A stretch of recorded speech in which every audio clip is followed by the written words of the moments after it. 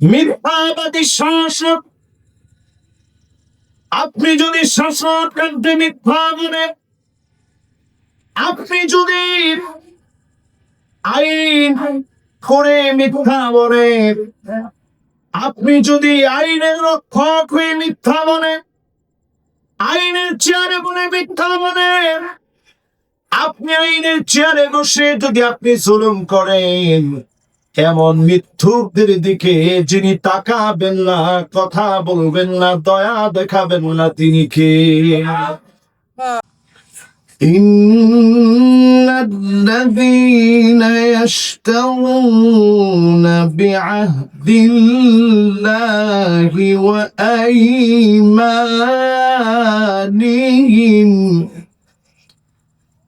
ثمنا قليلا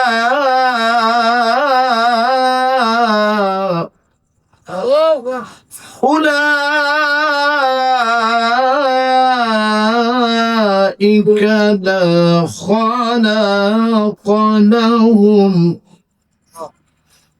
أولئك لا خلاق لهم في الآخرة ولا يكلمهم الله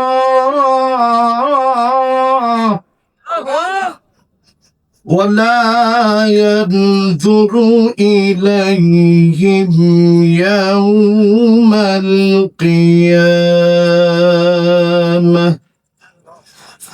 ولا يزكيهم ولهم عذاب أليم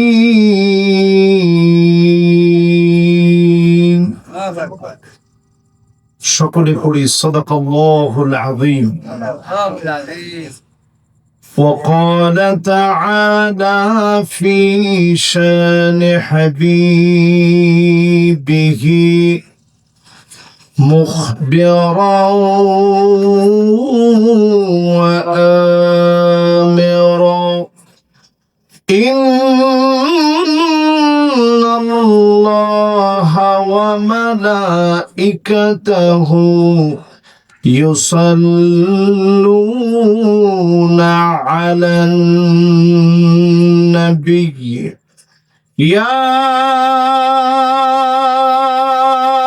أيها الذين آمنوا صلوا عليه وسلموا تسليما اللهم صل على محمد وعلى آل محمد كما صليت على إبراهيم وعلى آل إبراهيم إنك حميد مجيد اللهم بارك على محمد وعلى آل محمد كما باركت على إبراهيم وعلى آل إبراهيم إنك حميد مجيد সকলে পড়েন বালাগাল উলা বিকামালিহি كشف الدجى بجماله حسنت جميع خصاله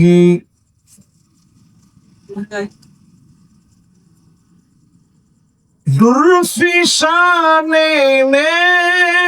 तेरी कतरों को दरिया कर दिया दिल को रोशन कर दिया आँखों को बीना कर दिया बलगल उला बिकमालिही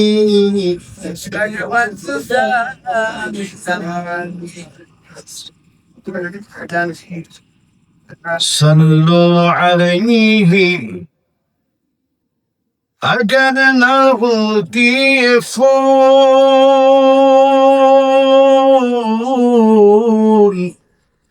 के बुलबुल का तरन्नुम भी न हो चमन दहार में गलियों का तबस्सुम भी न हो बलगल उला بكماله كشف الدجى بجماله حسنت جميع خصاله صلوا عليه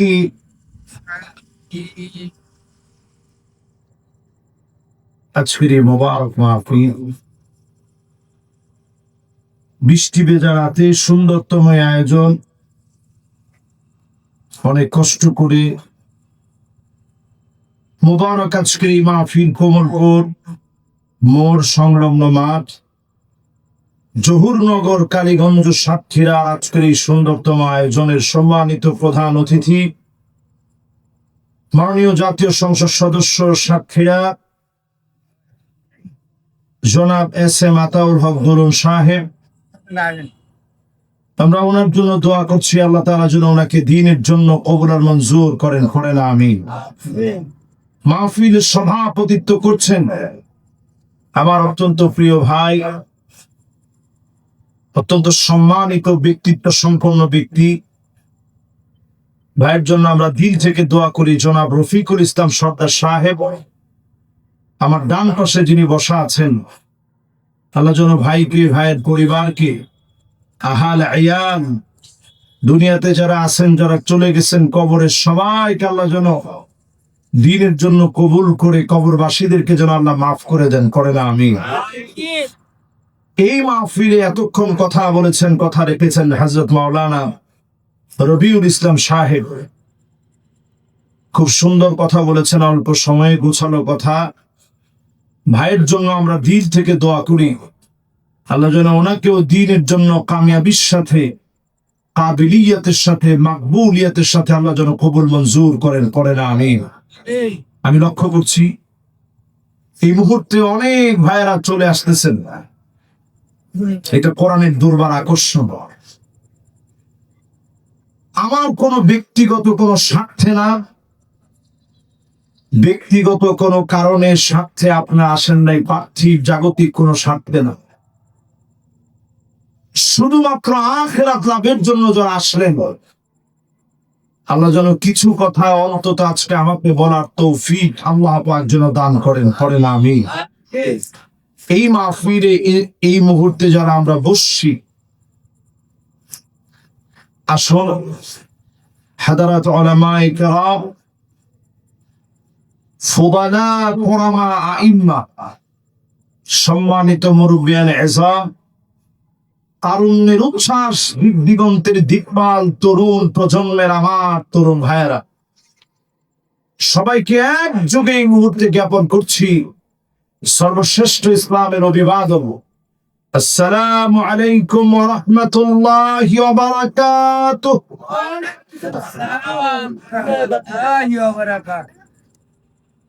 যে মহান মালিক এই বৃষ্টি ভেজা রাতে আজকে আমাদেরকে কোরআনের আয়োজনে একত্রিত করলেন, সুযোগ করে দিচ্ছেন,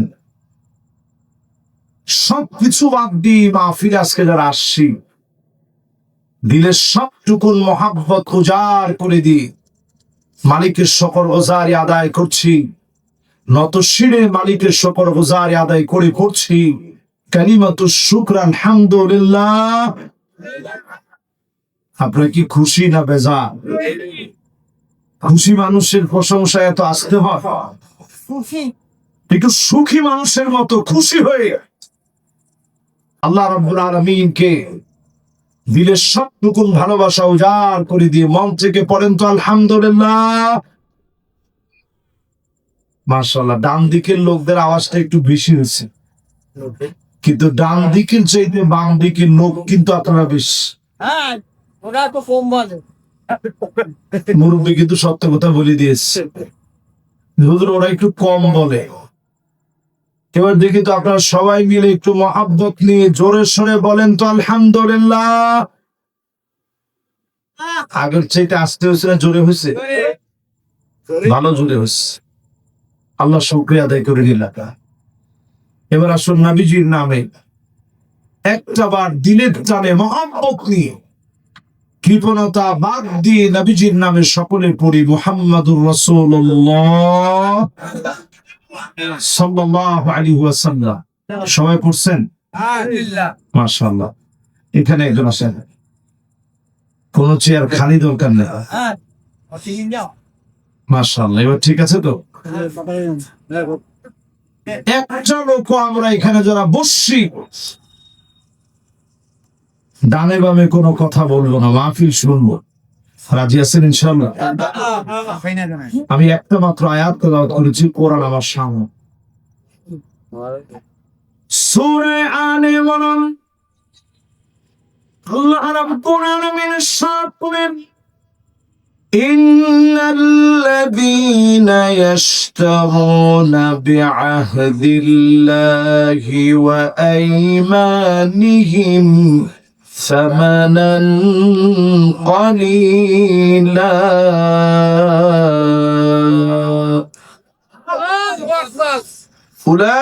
أولئك لا خلاق لهم في الآخرة ولا يكلمهم الله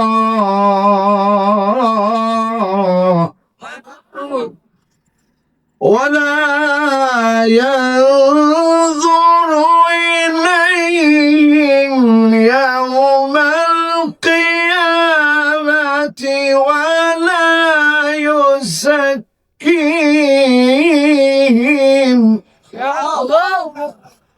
ولهم عذاب أليم।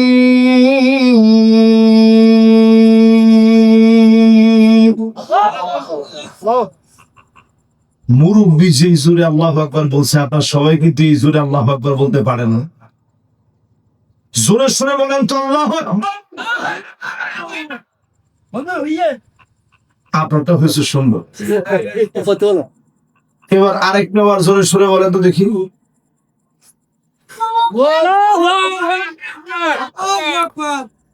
খবরদার কোনোভাবে কিন্তু আল্লাহু আকবার বলেন না, তাহলে অর্থ হবে ভুল, মারাত্মক গুনাহ হবে। আজকের এই মাহফিল থেকে শোনার পরে একজন আর বলেন না আল্লাহু আকবার, হয় নাই তো? আল্লাহু আকবার বলেন। দেখবেন ফিলিস্তিনের ছোট্ট ছোট্ট বাচ্চারা বলে তাকবীর আল্লাহু আকবার, তাকবীর আল্লাহু আকবার। এই বা এর মধ্যে টান দেওয়া যাবে না, আল্লাহু আকবার বলা যাবে না, বলতে হবে আকবার। বলেন আল্লাহু, মাশাআল্লাহ সবাই বলেন আল্লাহু। সবচেয়ে বড় কে? আওয়াজ করে বলেন কে? আল্লাহ রাব্বুল আলামিন সূরা আলে ইমরানের ভিতরে ৭৭ নং আয়াতে কারিমাতে যে বক্তব্য আল্লাহ তাআলা দিয়েছেন সেটা আপনাদের জন্য আজকে কোট করেছি। এই একটা আয়াতের তাফসীর শোনাবো ইনশাআল্লাহ পড়া। সব কেমন? আল্লাহর হাবিব বলেন আবু যর লা আনতা কদা وتعلم آية من كتاب الله خير لك من أن تصلي 100 ركعة। 100 রাকাত নামাজ পড়লে যেমন সওয়াব হবে, একটা আয়াত বোঝার চেষ্টা করে এর চাইতে বেশি সওয়াব বান্দার আমল নামায় মালিক দিয়ে দিবে। খুশি না বেজা? যদি এখানে বসে নতুন কিছু একটা শুনতে পারেন, শিখতে পারেন,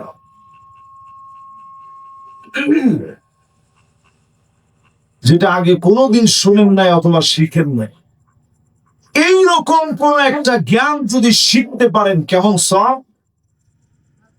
আল্লাহর হাবিব বলেন, খায়রুল লাকা মিন আন তুসাল্লি আলফ রাকাত, হাজার রাকাত নামাজ করলে যেমন সওয়াব হবে, এর চাইতে বেশি সওয়াব যিনি বান্দার আমলনামায় দিয়ে দিবেন তিনি কে? এবার একটা বার আমি আওয়াজ করে শুনতে চাই, আপনারা কি এই আয়াতের তাফসীর শুনতে রাজি আছেন? শিখতে রাজি? এখানে অনেকে আছেন বড় বড় আলেম, তারপরেও বসছেন একটু শোনার জন্য। উনাকেও যেন এই মাহফিল থেকে কিছু নিয়ে যাওয়ার তৌফিক আল্লাহ দেন, এমন কিছু জ্ঞান যেন আল্লাহ আমাকে দান করে দেন। পড়ে না আমি আজকে আমরা কথা বলবো সূরা আলে ইমরান থেকে। কত নম্বর আয়াত? রফিক ভাই ঠিকই বলছে, আপনাদের কিন্তু মনোযোগটা চলে গেছে, ও শুরুর দিকে মন দিছেন।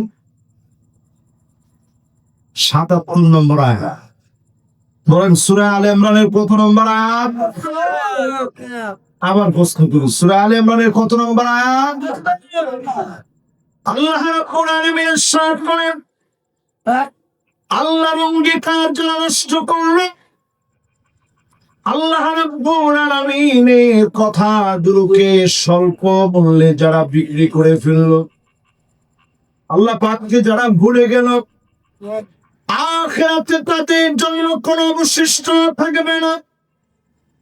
আল্লাহ পাক সেদিন কথা বলবেন না, তাকাবেন না, মায়া দেখাবেন না। কঠিন শাস্তি যিনি গোলামদেরকে দিবেন তিনি কে? এই আয়াতের বঙ্গানুবাদ বলেন সূরা আলে ইমরানের কত নম্বর আয়াত? তার মানে বোঝা যায় এমন কিছু মানুষ দুনিয়ার জীবনে আছে যাদেরকে আল্লাহ পছন্দ করে না। এইরকম মানুষ হচ্ছে 15 কিসিমের মানুষ, 15 শ্রেণীর মানুষ। গতবার যখন আসছিলাম এই মাহফিলে আমি আলোচনা করছিলাম গুনাহের 15টা ভয়াবহ দিক। আজকের এই মাহফিলে আলোচনা করি 15 শ্রেণীর এমন মানুষ আছে যাদের দিকে কিয়ামতের দিন আল্লাহ তাকাবেন না, কথা বলবেন না, মায়া দেখাবেন না, দয়া দেখাবেন না। কত শ্রেণীর মানুষ? 1 নম্বরে আল্লাহ হাবিব বলেন, শাইখুন সালিম, বৃদ্ধ হয়ে গেছে, বুড়া হয়ে গেছে, চরিত্র পরিবর্তন করে নাই, ভালো হতে পারে নাই, বনের হক ঠকিয়েছে, মানুষের জমি জমা কেড়ে নিয়েছে, অন্যায়ভাবে মানুষের উপরে জুলুম করেছে, হানাহানি ছিনতাই করেছে, জেনা ব্যভিচারের মতো কাজ করেছে, চাঁদাবাজদেরকে লালন পালন করে জালেম হয়েছে। এইরকম যে বৃদ্ধরা আছে, এই জালেমদের দিকে যিনি তাকাবেন না, কথা বলবেন না, দয়া দেখাবেন না, তিনি কে? এরকম লোক সারা বাংলাদেশে থাকলেও সাতক্ষীরার এই পাক জমিনের ভিতরে নাই। আপনারা সবাই না বললেও কয়জন বলছেন আছে। আচ্ছা, এরকম লোক কি আসলে আছে? একটু তাকায় দেখেন, পুলিশের নামে এখন নতুন করে লিস্ট হচ্ছে কত চরিত্রবান। যেই চরিত্রবান লোকেরা বলছিল দুর্নীতির ক্ষেত্রে আমাদের কোনো আপোষ নাই, এখন তাকায় দেখা গেছে তাদের ব্যাংক অ্যাকাউন্টে শত শত কোটি টাকা। ঠিক, আর একটু আসতে পড়ে। এরপরে তাদের একটার পর একটা ভিডিও ফাঁস হচ্ছে, বিভিন্ন নারীদের সাথে কথোপকথনের ভিডিও। বয়স হয়ে গেছে, রিটায়ারমেন্টে গেছে, এখন চুরি ধরা পড়তেছে, দায়িত্বে থাকাকালীন সময় একটার পর একটা ফ্ল্যাট কিনেছে, প্লট ক্রয় করেছে, দুর্নীতির পর দুর্নীতি করছে। এইরকম লোকগুলা বুড়া হলেও এরা চরিত্রবান না হওয়ার কারণে এরা আল্লাহর দুশমন। কিনা কথা কি আপনার একটু কষ্ট পেয়েছেন? তাহলে বলেন তো, এক নাম্বার আল্লাহ তাকাবে না কাদের দিকে? আমি কি জালেমের কথা বলেছি? আমি বলছি বুড়া মানুষ সোজা হয় না। তো যে লোকটা অলরেডি রিটায়ারমেন্টে গেছে, এই লোক কি বুড়া হতে বাকি আছে? তাহলে আবার বলেন তো দেখি, এক নাম্বার লোকটাকে বুড়া কিন্তু ভালো হয়নি, এরকম লোক এখন আমাদের সমাজে আছে না? অধিকাংশ লোক বাংলাদেশ থেকে যারা হজ করতে যায়, আপনি দেখবেন বয়স 60 হয়ে গেছে, 70 হয়ে গেছে। এবার একজন গেছে বয়স 110 বছর, বাংলাদেশ থেকে গেছে 100-র উপরে বছর, 100-র উপরে ওনার বয়স হয়ে গেছে, থরথর করে কাঁপতেছে। যত বৃদ্ধ মানুষ আল্লাহর কাছে তো প্রিয় হওয়ার কথা, কিন্তু যদি আপনি মানুষের টাকায় থাকেন, আপনি যদি মানুষের অধিকার আদায় না করেন, আপনার দিকে যিনি তাকাবেন না, কথা বলবেন না, দয়া দেখাবেন না, তিনি কে? 2 নম্বরে মালিক মিথ্যাবাদী শাসক। আপনি যদি শাসক কান্তে মিথ্যা বলেন, আপনি যদি আইন করে মিথ্যা বলেন, আপনি যদি আইনের রক্ষক হয়ে মিথ্যা বলেন, আইনের চেয়ারে বলে মিথ্যা বলেন, আপনি আইনের চেয়ারে বসে যদি আপনি জুলুম করেন, এমন মিথ্যুকদের দিকে যিনি তাকাবেন না, কথা বলবেন না, দয়া দেখাবেন না, তিনি কে? তাহলে বলেন, 1 নম্বর কি?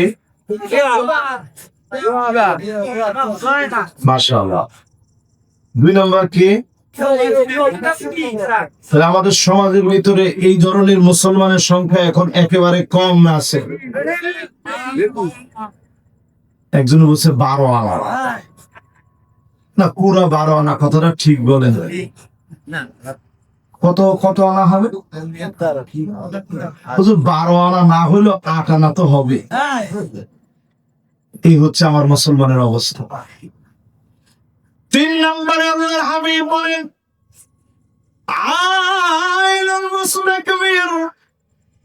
যে লোকটা দরিদ্র কিন্তু অহংকার ছেড়ে নেয়, দরিদ্রতা তাকে চারপাশ থেকে ঘিরে ধরেছে, অহংকার ছাড়ে না, এমন অহংকারী দরিদ্র লোক আমাদের সমাজে এখন আছে না? না, আচ্ছা, এরকম লোক কি এখন আছে? কম না বেশি? চায়ের দোকানে গেলেই দেখবেন কিছু লোক থাকে এমন, চায়ের লোক দোকানে গিয়ে একটু বসছেন, দেখবেন কিছু থেকে কিছু হওয়া মাত্রই বলবে, আরে ওই যে ওই বাড়ির লোক, কিছুদিন আগেই তো আমাদের বাড়িতে কাজ করে খাইতো, এখন না তাদের দিন ফিরে গেছে। আমরা গরিব হতে পারি, কিন্তু এক সময় জমিদার ছিলাম। এইরকম গরিব যদি অহংকার করে, এই অহংকারের দিকে যিনি তাকাবেন না, কথা বলবেন না, দয়া দেখাবেন না, মায়া দেখাবেন না, তিনি কে? এবার আসলে একটু শুনেন আল্লাহর দয়া কেমন হবে সেই দিন। এক লোকের সামনে 99টা খাতা, সব গুনাহ দিয়ে ভরা। আল্লাহ সেদিন ডাক দিয়ে বলবে, গোলাম, মাদনাল বছর চোখ যত দূর পর্যন্ত যাচ্ছে, এত দূর পর্যন্ত তোমার গুনাহ, বাঁচার কোন উপায় আজকে তোমার নাই। লোকটাকে বলবে, গোলাম, আজকে কি তোর বাঁচার কোন উপায় আছে?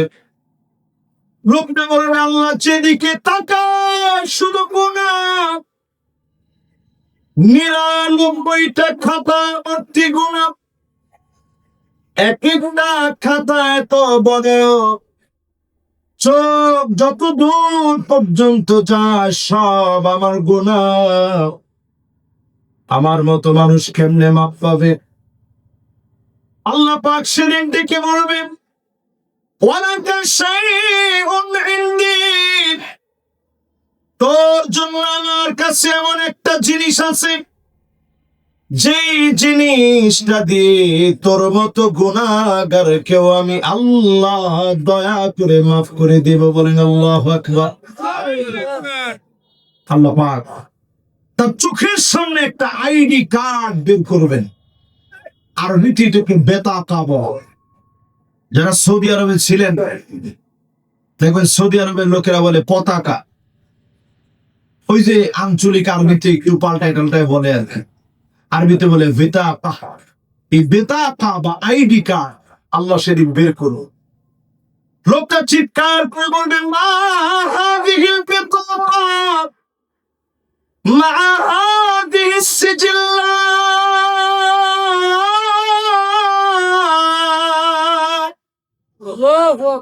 আল্লাহ তাআলা এত